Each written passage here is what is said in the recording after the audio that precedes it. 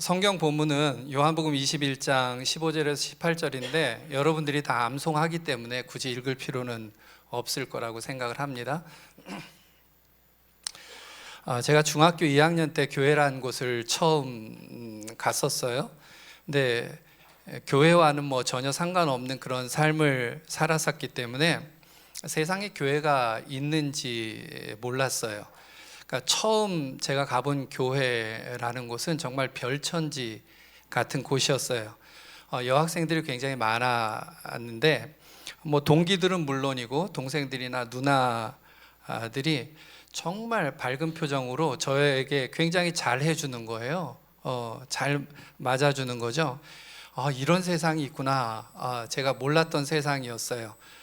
저는 뭐 아버지가 1살 때 돌아가시고 어머니가 8살 때 돌아가셨기 때문에 가족의 의미를 느끼지 못하고 살아왔던 사람이니까 제 입장에서는 굉장히 생소한 광경을 보는 거죠.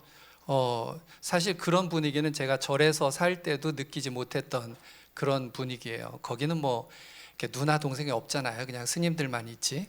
그러니까 그런 전혀 생각하지 못했던 그런 분위기가 저로 하여금 교회를 떠나지 못하게 만드는 요소가 되었다 하는 생각을 하게 됩니다. 그렇게 이제 교회 생활에 젖어들 때 인생의 중요한 결정을 제가 하게 되는데 고등학교 때였어요. 그러니까 이제 문과와 이과로 나누는 시간이 이제 다가왔을 때 그때 제가 고민을 했죠. 나는 내 인생을 어떻게 살아야 할까라는 생각을 한 거예요. 깊이 고민을 했어요. 그래서 그 고민의 결과가 뭐였냐면 나와 같은 청소년들을 위해서 평생을 사는 것이 정말 가치 있겠다 생각을 한 거예요. 왜냐하면 제가 청소년 때 예수를 믿어보니까 인생이 완전히 달라지는 경험을 한 거죠. 그러니까 이런 경험을 사람들에게 선사하는 것보다 가치 있는 게 없겠다 생각을 했어요. 그래서 어떻게 하면 평생을 청소년들을 위해서 살 수 있을까라 생각해 보니까 목사가 되면 가능하겠다라는 생각에 도달하게 된 거죠. 그래서 제가 신학을 하기로 결심을 했어요. 그리고 그 마음을 한 번도 잊어본 적이 없어요. 제가 다 내려놓고 마지막 인생의 마지막 길도 결국 그 길이 되지 않을까 이런 생각을 하고 있습니다. 일반적으로 왜 목사의 길을 걷게 되었습니까? 여러분 여기 다 목사님들 대부분 그러시죠? 근데 이렇게 물어보면 일반적으로 제가 지금까지 들은 건 2가지 정도의 대답으로 모아져요. 하나는 뭐냐면 하나님의 강권적인 역사로 내가 이렇게 됐습니다 라는 거예요. 그러니까 무슨 뜻이냐면 본인은 전혀 목사가 되려는 마음이 없었는데 하나님께서 나를 몰아가신 거다라는 거예요. 특별히 뭐 환경적으로 어떤 때는 하는 것마다 다 막히고 결국 하나님의 의도가 내가 목사가 되는 것이구나 라고 깨닫고 그 길로 들어섰다는 거예요. 근데 제가 그런 말을 들으면 간혹 가다 이런 생각이 들어요. 이 말이 진짜일까 하는 생각이 들 때가 많아요. 물론 하나님은 자신의 뜻에 따르지 않을 때 이리 치고 저리 쳐서라도 이끌어 가시기도 합니다. 뭐 성경에 보면 요나도 그랬고 모세 같은 경우도 대표적인 경우라고 할 수 있죠. 그런데 어떤 경우는 그냥 자신의 실패에 대한 변명이 아닐까라는 생각이 들 때도 참 많이 있어요. 그래서 솔직히 강권적인 역사라는 말에 제가 그렇게 많이 동의를 못해 왔어요. 이런 질문이 들었죠. 하나님은 잘 나가는 사람은 그러면 안 부르시나? 늘 하다가 실패한 사람만 부르시는가? 아니면 실패하게 만들어 가지고 사용하시나?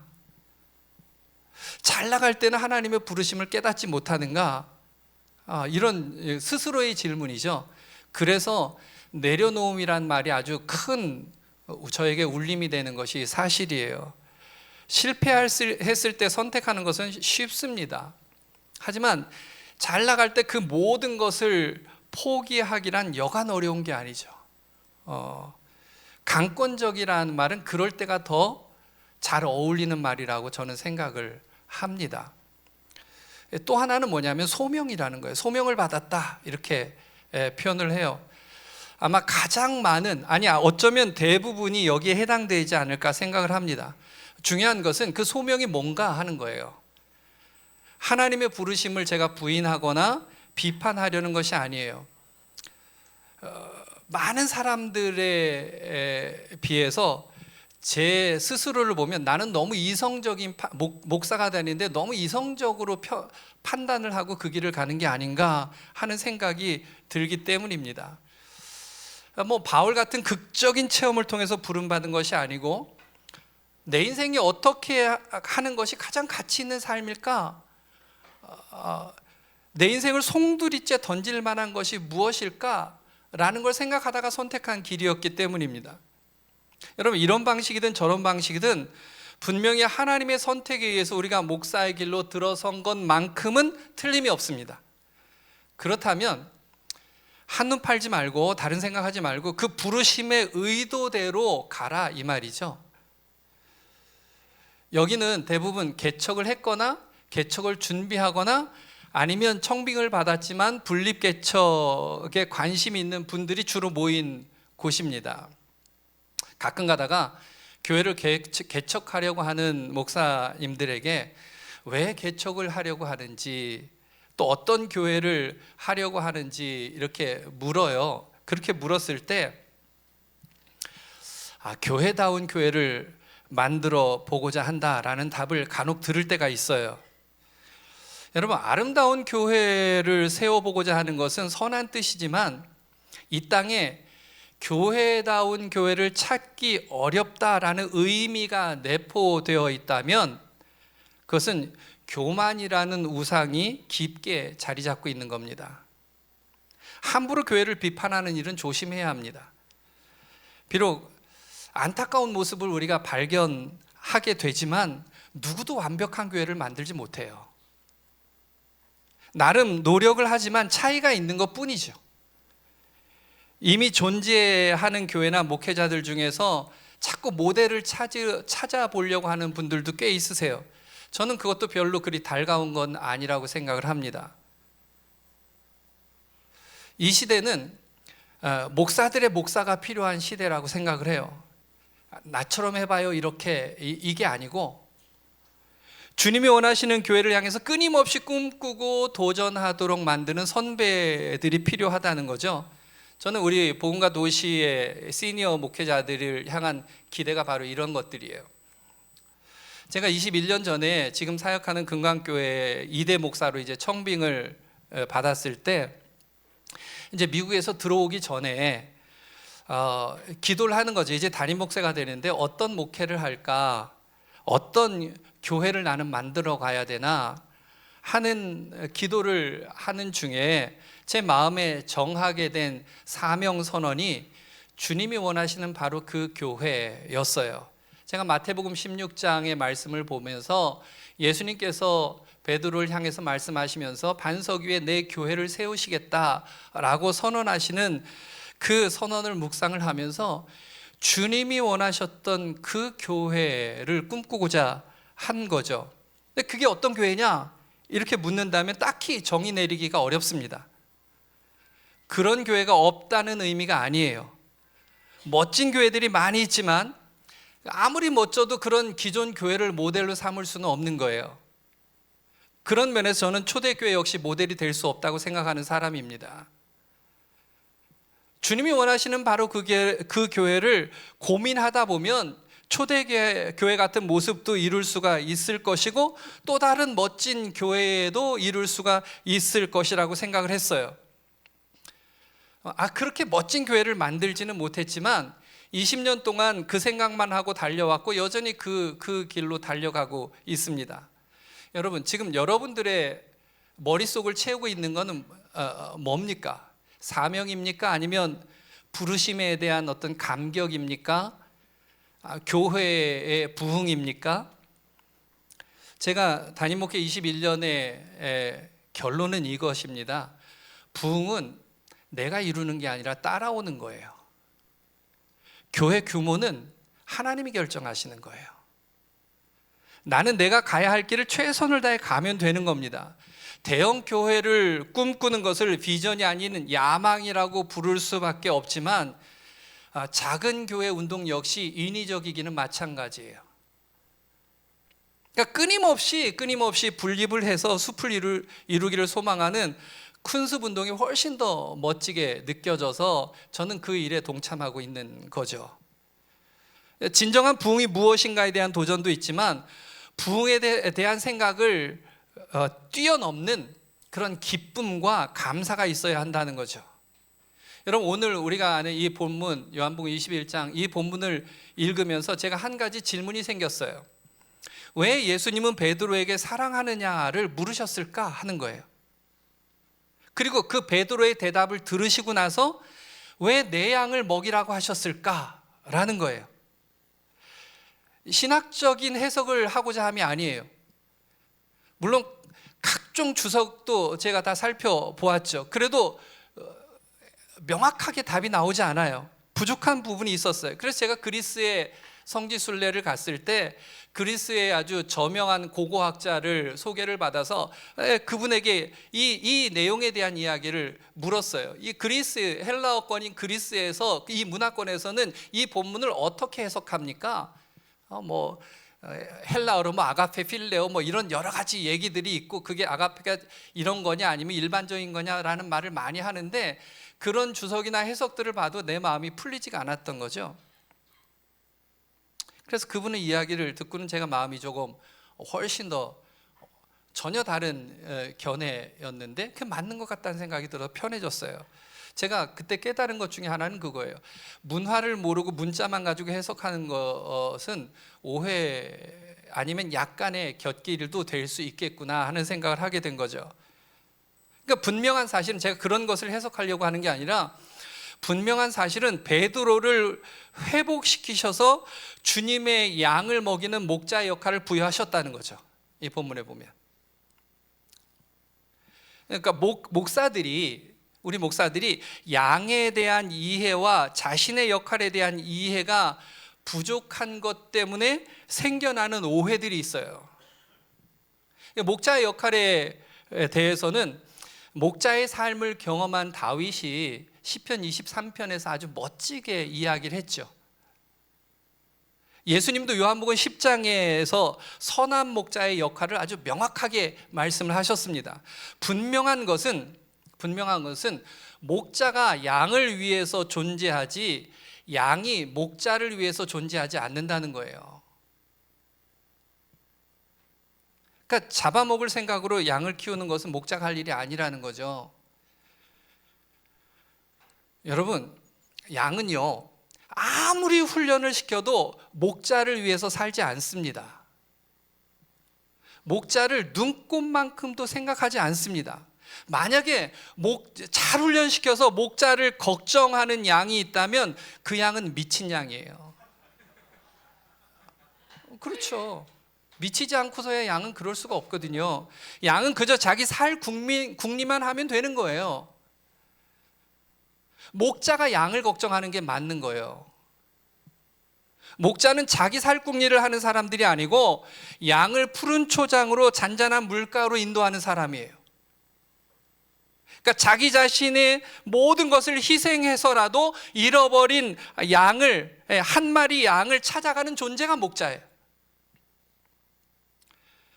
가끔가다 목회를 하다가 교인들에게 아까도 이제 우리 패널들이 그런 얘기들을 워낙 이빨이 세신 분들만 패널로 앞에 세워놔가지고 할 말이 굉장히 많으신 분들이에요. 그런데 이제 그런 얘기들이 얼핏 하셨어요.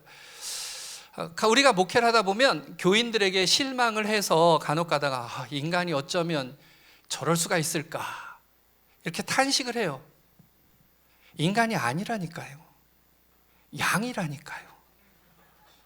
왜? 여러분, 사람들이요 주의 사자라는 말을 자주 하고 우리가 목사가 주의 사자라는 말을 듣다 보니까 자신을 목자라고 생각하지 않는 거예요. 자신이 정말 라이언 킹인 줄 알아요. 그러니까 양을 잡아먹는 거예요. 여러분, 주님이 맡기신 것은 목양이거든요. 목양. 그런데 어느 순간부터 사람에 대한 생각보다는 교회의 형태와 운영에 대한 생각을 더 많이 합니다. 사람에 대한 생각보다는 일에 대한 생각으로 가득 차 있어요. 마치 좀 독특하고 기발한 어떤 일을 해야 교회가 멋져 보이는 것처럼 이렇게 생각을 합니다. 서서히 목자가 아닌 경영자로 변질되어 가는 거죠. 교회를 운영하려면 어쩔 수 없는 현실입니다라고 주장할 수 있습니다. 여러분, 맞아요. 그게 목회 현장에서는 통할 수 있어요. 그런데 주님 앞에서는 통할 수 없는 말이거든요. 잘못하면 종교 장사꾼이 될 수 있는 거죠. 성경은 그런 존재를 사꾼이라고 이렇게 부릅니다. 저는 비즈니스가 아닌 사람 이야기를 듣고 싶은 거죠. 목회 프로그램 이야기가 아닌 사람 이야기요. 사람 이야기. 사역은 한 영혼이 생명을 얻고 주님 앞에서 성숙하고 변화되어 가는 과정을 보는 거죠. 그러니까 양을 위해서 목숨을 버리는 게 아니라 어떻게 하면 양을 잘 키워서 잡아먹을까, 이런 생각을 하는 거죠. 물론 지금 제가 하는 이야기가 분명 너무 많이 나간 이야기다 라고 생각하실 수 있을 거예요. 여기는 그렇지 않은 분들이 있을 거예요. 일부 몰지각한 목회자에 대한 한한 이야기다. 맞아요. 그런데 우리는 그런 불편한 이야기 자체를 치부하면서 우리를 자꾸 안전한 곳에 나를 두려고 해요. 그것을 나쁜 말로 합리화라고 합니다. 제가 우리 교육자도 여기 있지만 우리 교육자들에게 늘 이야기해요. 왜 자꾸 여기서 강의를 안 하냐요, 저보고. 난 강의할 게 없는 사람이라서 이제 뒤에서 이렇게 백업만 하는 사람이다. 시작은 늘 같이 했지만, 그랬더니 그냥 우리한테 말하듯이 와서 그냥 얘기하라는 거예요. 그래서 제가 지금 우리 교육자들에게 얘기하듯이 하는 거예요.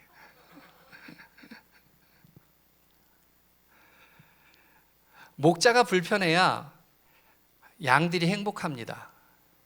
목자가 편하고자 하면 양들이 불편해집니다. 목자가 양을 탓하는 것은 무능하고 무책임한 겁니다. 주님이 우리를 목자로 세우신 것은 양들을 막 변화시키라고 하신 게 아니에요.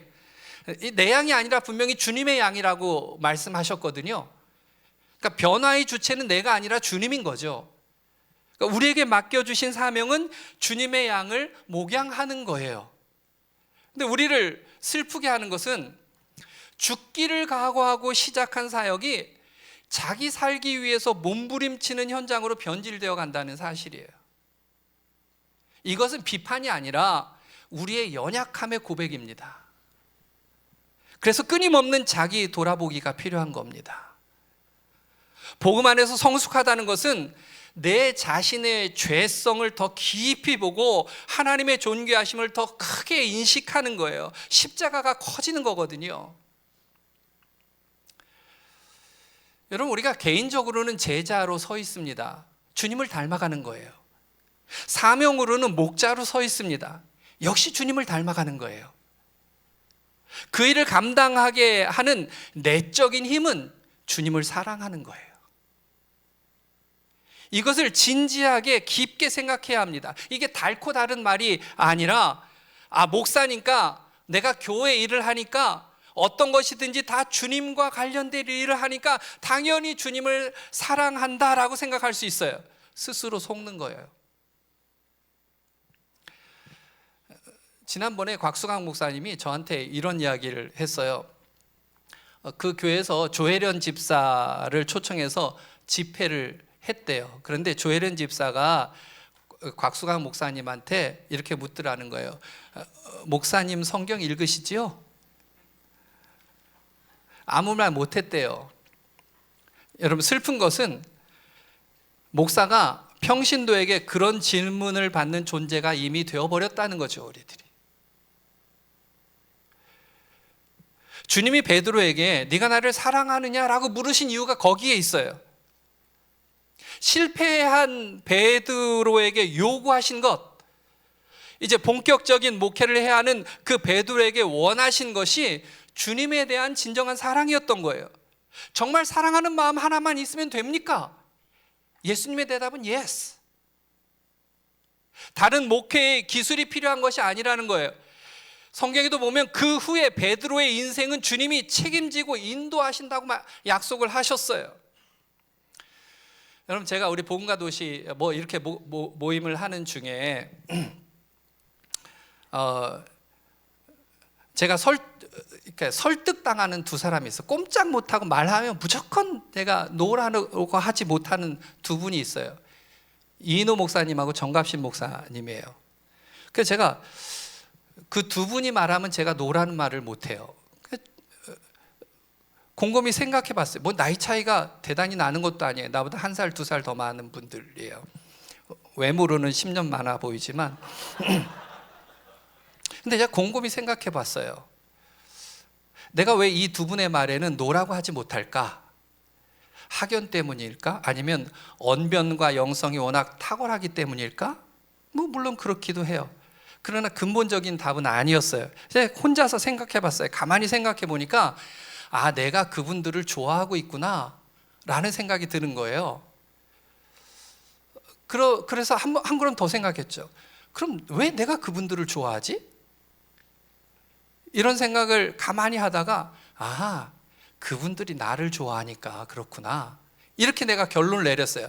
그러다가 그 생각이 들었다가 지난번 세미나 때 이제 정갑신 목사랑 같이 이렇게 커피를 마시면서 정갑신 목사님한테 제가 이렇게 얘기했어요. 내가 왜 목사님 말에는 노를 못하는지 아냐고. 내가 가만히 생각해 보니까 내가 목사님을 너무 좋아해서 그런다 그랬더니 그 다음에 말을 하려고 그랬는데 정갑신 목사님 저한테 딱 그러는 거예요. 김 목사가, 그러니까 김 목사랑 안 해, 그건 좋은 말이고, 영삼이가 왜 나를 좋아하는지 알아? 왜 그러는데 내가 너를 좋아해서 그래, 이렇게 얘기를 하는 거예요. 생각이 같았어요. 저랑 생각이 같았어요. 여러분, 주님을 사랑하면 주님께 설득당하게 돼 있어요.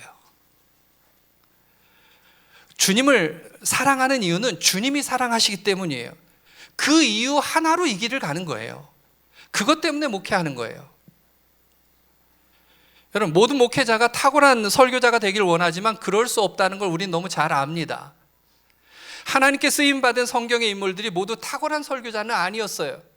모세보다는 아론이 설교를 더 잘했던 것 같고, 달변가였던 것 같고, 바울보다는 아볼로가 설교를 더 잘했던 것 같아요. 그러니까 설교가 약하다는 것이 아쉽기는 하지만 비판의 대상이 될 수는 없죠. 탁월한 설교자가 될 수는 없어도 좋은 목회자가 될 수는 있어요.